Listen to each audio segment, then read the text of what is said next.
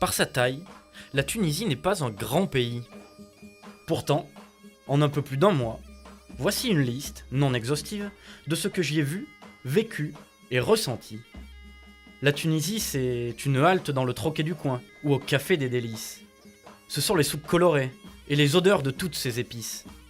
C'est goûter les cornes de gazelle, les briques, le couscous berbère et la chorba. C'est accepter l'invitation d'un parfait inconnu à partager chez lui un moment d'intimité et un bon repas. C'est se rendre au marché d'Oumtsouk pour acheter son poisson à la criée, puis le faire griller dans le restaurant d'à côté. C'est déambuler au hasard des petites ruelles de Sidi Bou Saïd, village entièrement bleu et blanc. C'est aussi se remémorer qu'à Sidi Bouzid, les flammes étalèrent au grand jour le désespoir d'un jeune vendeur ambulant. C'est savoir que durant 30 ans, les discussions tournaient essentiellement autour du ballon rond. Depuis 2011 et la Révolution, la politique est passée au centre des conversations. C'est une population qui a eu le cran de se rebeller face à la corruption et aux inégalités, mais qui semble aujourd'hui désabusée. C'est se rendre compte que, partout, le chômage est une chose devenue banale. Pour cette raison, squatter les terrasses des cafés est devenu le sport national.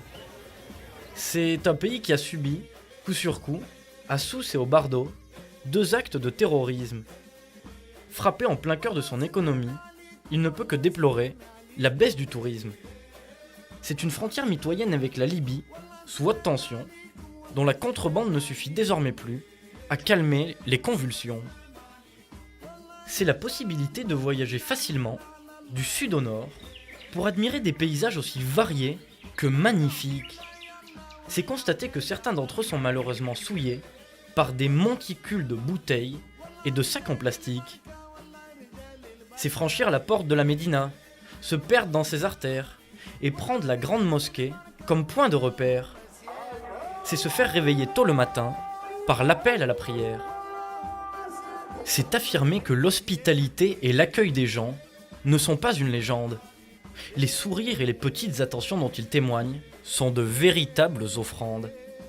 C'est s'asseoir dans un bar mixte et commander 3, 5 ou 10 bières.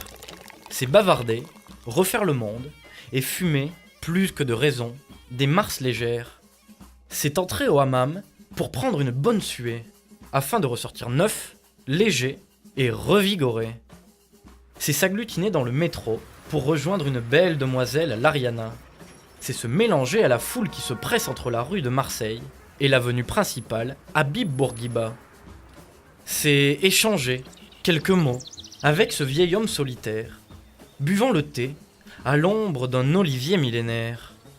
Il m'explique que rien ne l'apaise davantage que regarder le temps passer en profitant de l'énergie qui se dégage de ces terres.